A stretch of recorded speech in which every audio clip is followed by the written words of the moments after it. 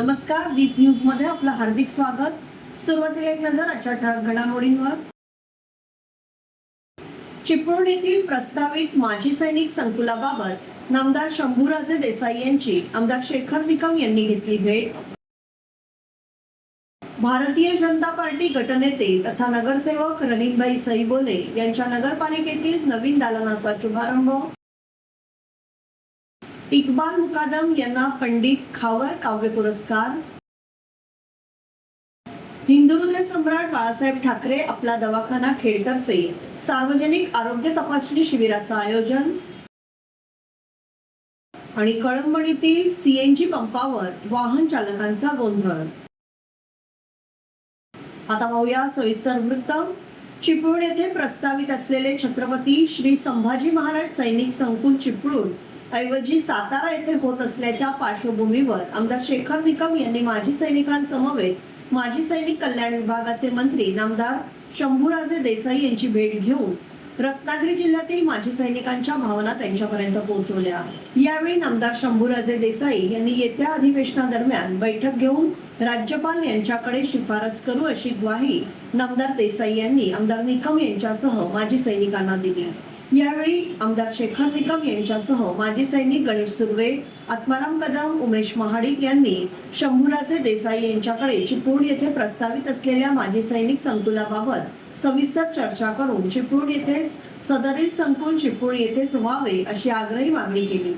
यानंतर निवेदन दिलं।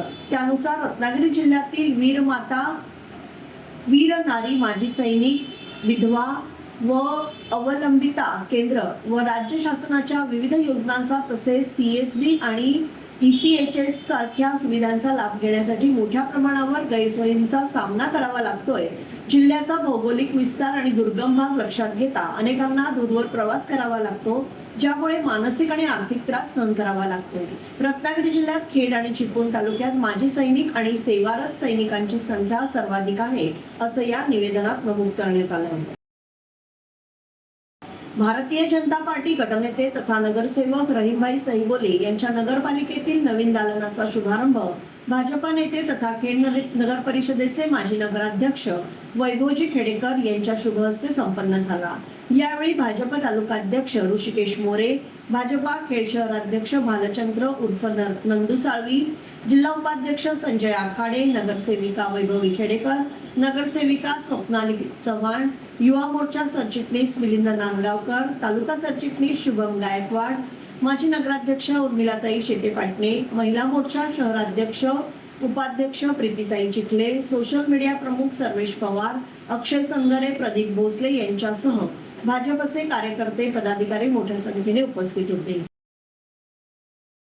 दापोली येथील जागरण सामाजिक सेवा संस्थेच्या वतीने महाराष्ट्रातील प्रतिभावान मराठी गझलकार पंडित खावर यांच्या स्मृतीप्रित्यर्थ देण्यात येणारा पहिला पंडित खावर पुरस्कार दापोलीतील ज्येष्ठ साहित्यिक इक्बाल मुकादम यांना प्रदान करण्यात आला।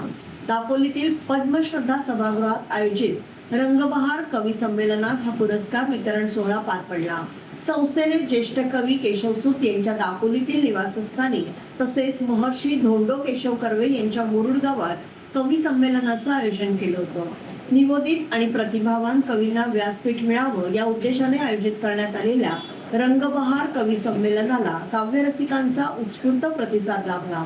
या कार्यक्रमात दापोली अर्बन बँकेचे अध्यक्ष जयंत जालगावकर, जागरण संस्थेचे अध्यक्ष मंगेश मोरे, डॉक्टर अशोक निर्वाण, उद्योजक सचिन गायकवाड, प्रमोद पांगारकर, नगरसेविका रिया सावंत, माय कोकणीचे संपादक मुश्ताक खान उपस्थित होते। इक्बाल मुकादम यांना शाल, सन्मानचिन्ह आणि प्रशस्तीपत्र देऊन गौरवण्यात आलं। कार्यक्रमाचे सूत्रसंचालन आनंद पिल्ले व सुदेश मालवणकर यांनी केलं। हिंदू हृदय सम्राट बाळासाहेब ठाकरे आपला दवाखाना खेडतर्फे बुधवार दिनांक 27 मे 2026 रोजी सकाळी 10 ते 1 या वेळेत खेड कुवारसाई येथील श्रीकृष्ण मंदिर येथे सार्वजनिक आरोग्य तपासणी शिबिराचं आयोजन करण्यात आलंय। यामध्ये मोफत आरोग्य तपासणी व औषधोपचार, डोळ्यांच्या आजारांवर विशेष डॉक्टरांकडून तपासणी आणि उपचार, मोफत रक्त तपासणी, टेलिमेडिसिन सेवा, मधुमेह, रक्तदाब यासारख्या आजारांवर विशेष मार्गदर्शन करण्यात येणार आहे।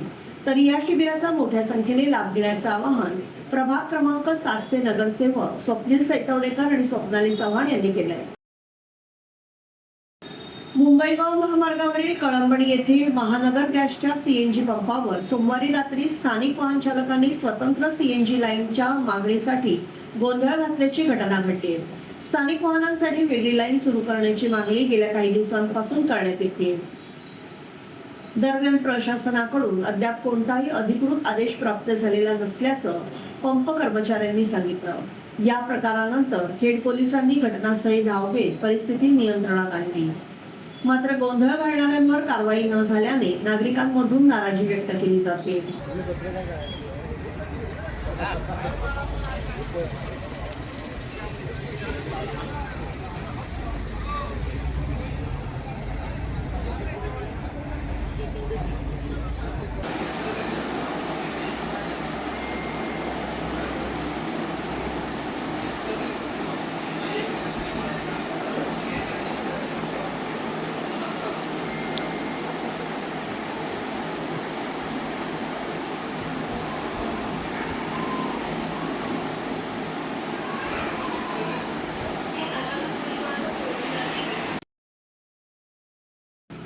देशभरात उन्हाचा कडाका शिगेला पोहोचला असतानाच हवामान खात्याने मान्सूनबाबत एक अत्यंत आनंदाची आणि दिलासादायक बातमी दिली आहे। बंगालच्या उपसागरात निर्माण झालेल्या अनुकूल परिस्थितीमुळे यंदा नैऋत्य मोसमी वारे आपल्या ठरलेल्या वेळेआधीच म्हणजेच 26 मे रोजी केरळमध्ये धडकणार आहे।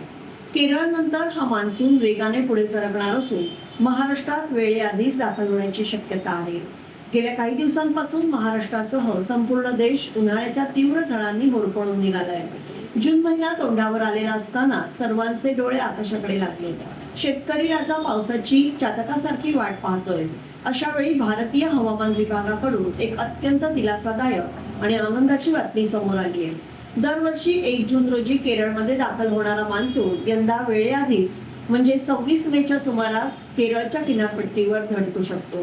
हवामान विभागाने या अंदाजात 4 दिवसांचा मागेपुढे बदल होण्याची शक्यताही वर्तवली आहे। मान्सून सध्या अरबी समुद्र, बंगालचा उपसागर, कोमोरिन क्षेत्र आणि अंदमान समुद्राच्या उर्वरित भागांमध्ये वेगाने वाटचाल करतोय। पुढील 2 ते 3 दिवसात तो या भागात पूर्णपणे स्थिरावेल।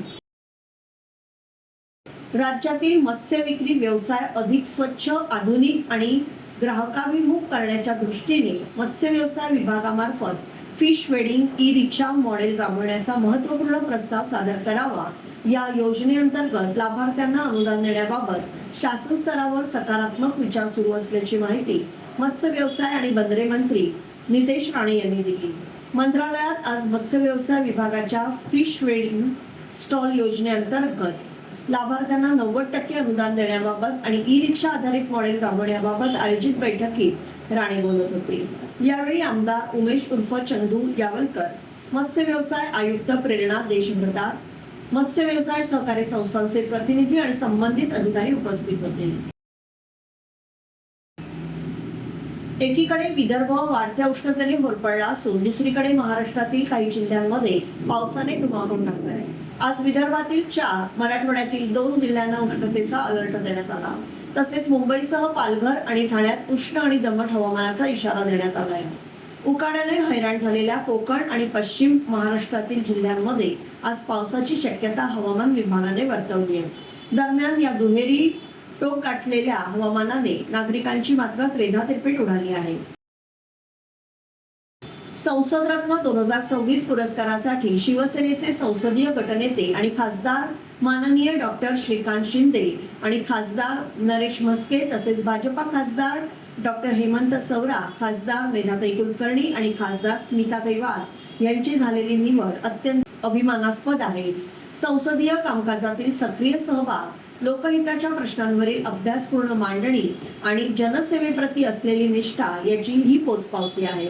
संसदेत प्रभावी कामगिरी करत महाराष्ट्राचा गौरव वाढवणाऱ्या सर्व मान्यवर खासदारांचे शिवसेना पक्षातर्फे हार्दिक अभिनंदन आणि पुढील वाटचालीसाठी शुभेच्छा देण्यात आल्या। सिद्धिविनायक मंदिराच्या व्यापक सुशोभीकरण आणि पुनर्विकास प्रकल्पाला अधिकृत सुरुवात झाली असून मुख्यमंत्री देवेंद्र फडणवीस यांच्या हस्ते पहिल्या टप्प्यातील कामांचं भूमिपूजन करण्यात आलं। या महत्त्वाकांक्षी प्रकल्पामुळे मुंबईतील प्रसिद्ध सिद्धिविनायक मंदिर परिसराला अत्याधुनिक, आकर्षक आणि आधुनिक अधिक सुव्यवस्थित स्वरूप प्राप्त होणार आहे।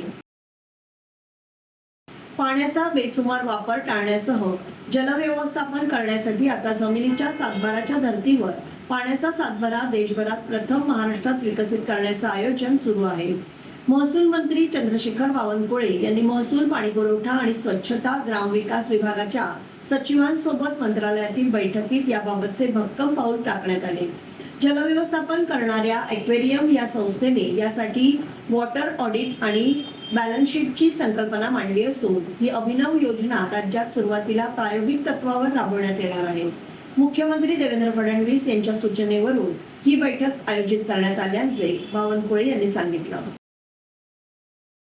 पंतप्रधान नरेंद्र मोदी यांच्या आवाहनानंतर देशांतर्गत पर्यटनाला मोठी चालना मिळाली असून सिंधुदुर्ग जिल्हा हा पर्यटकांची पहिली पसंती ठरते। या पार्श्वभूमीवर जिल्ह्यात वाढत्या पर्यटक संख्येचा विचार करून वाहतूक कोंडी टाळण्यासाठी प्रभावी नियोजन करा, तसेच स्वच्छता आणि पार्किंग व्यवस्थेवर विशेष भर देऊन पर्यटकांना दर्जेदार सुविधा उपलब्ध करून द्या, असे निर्देश मत्स्य व्यवसाय, बंदरे विकास मंत्री तथा सिंधुदुर्ग जिल्ह्याचे पालकमंत्री नितेश राणे यांनी सोमवारी प्रशासनाला दिले। सिंधुदुर्ग जिल्ह्यातील पर्यटन सोयी सुविधा आणि वाहतूक व्यवस्थेबाबत मंत्रालयातील त्यांच्या दालनात विशेष आढावा बैठकीचं आयोजन करण्यात आलं होतं। या बैठकीत त्यांनी जिल्ह्यातील पर्यटन विकासाच्या दृष्टीने अधिकाऱ्यांना विविध सूचना केल्या। राज्यामध्ये जाणवणाऱ्या इंधन टंचाईच्या संकटामुळे उद्योगधंदे आणि शेतीची कामांना ब्रेक लागलाय। या इंधन टंचाईमुळे शालेय वाहतूक व्यवस्था मोठ्या अडचणीत सापडली आहे। नव्या शैक्षणिक वर्षाची तयारी सुरू असताना डिझेल आणि पेट्रोलच्या दरांनी डोकेदुखी वाढवली आहे। याचा थेट परिणाम आता शाळांच्या कामकाजावर होण्याची शक्यता निर्माण झाली आहे। इंधन टंचाई आणि वाढत्या खर्चाचा मेळ घालण्यासाठी मुंबईतील स्कूल बस ओनर्स असोसिएशनने सरकारकडे एक मोठी मागणी केली आहे। छत्रपती शिवाजी महाराज यांचा जाज्वल्य इतिहास आणि त्यांचा पराक्रम नव्या पिढीपर्यंत प्रभावीपणे पोहोचण्यासाठी श्री शिवराज मंच मालवणतर्फे एक विशेष उपक्रम म्हणून शिवराज भूषण हे भव्य महानाट्य शहरात सादर अवतरणार आहे। त्याच दरम्यान शिवकालीन शस्त्रास्त्रे आणि दुर्मिळ ग्रंथांचे प्रदर्शनही भरवण्यात येणार आहे। या संदर्भात सोमवारी सांस्कृतिक केंद्रात आयोजित पत्रकार परिषदेला निर्माता भूषण चाटम, साहित्यिक, नाट्यप्रेमी प्रकाश देशपांडे, संजय शिंदे, समीर शिंदे, दिनेश आंगळे उपस्थित होते। या महानाट्याचे दिग्दर्शक गणेश मेस्त्री यांनी केलं। देशातील महत्त्वाचे नागरी सन्मान असलेल्या पद्म पुरस्कारांचं वितरण राष्ट्रपती द्रौपदी मुर्मू यांच्या हस्ते सन्मानपूर्वक करण्यात आलं। महाराष्ट्रातील 8 मान्यवरांना त्यांच्या विविध क्षेत्रातील उल्लेखनीय योगदानाबद्दल गौरवण्यात आलं। राष्ट्रपती भवनातील गणतंत्र मंडप येथे आयोजित या समारंभास उपराष्ट्रपती सी.पी. राधाकृष्णन, पंतप्रधान नरेंद्र मोदी, केंद्रीय गृहमंत्री अमित शहा तसेच अन्य केंद्रीय मंत्री आणि मान्यवर उपस्थित होते। पार पडलेल्या पहिल्या टप्प्यातील समारंभात महाराष्ट्रातील 8 मान्यवरांना पद्म पुरस्कार प्रदान करण्यात आला। त्यामध्ये ज्येष्ठ अभिनेते धर्मेंद्र यांना कला क्षेत्रातील अतुलनीय योगदानाबद्दल मरणोत्तर पद्मविभूषण पुरस्काराने सन्मानित करण्यात आले। हा पुरस्कार त्यांच्या पत्नी व खासदार हेमा मालिनी यांनी स्वीकारला। राज्यातील अमराठी रिक्षा आणि टॅक्सी चालकांना मराठी भाषा सहज बोलता, समजता आणि दैनंदिन व्यवहारात प्रभावीपणे वापरता यावी यासाठी परिवहन विभागामार्फत व्यापक मराठी शिक्षण अभियान राबवण्यात येणार असल्याची घोषणा परिवहन मंत्री प्रताप सरनाईक यांनी केली। या उपक्रमात रिक्षा, टॅक्सी संघटनांनी सक्रिय सहभाग घेऊन पुढाकार घ्यावा असं आवाहन त्यांनी केलं। मंत्रालयात आयोजित करण्यात आलेल्या विशेष बैठकीत राज्यातील विविध रिक्षा, टॅक्सी संघटनांच्या प्रतिनिधींशी मराठी भाषा शिक्षण उपक्रमाबाबत सविस्तर चर्चा करण्यात आली। बैठकीस परिवहन आयुक्त राजेश नार्वेकर यांच्यासह संबंधित वरिष्ठ अधिकारी आणि विविध संघटनांचे पदाधिकारी उपस्थित होते। याबरोबरच हे बातमीपत्र संपलं। धन्यवाद।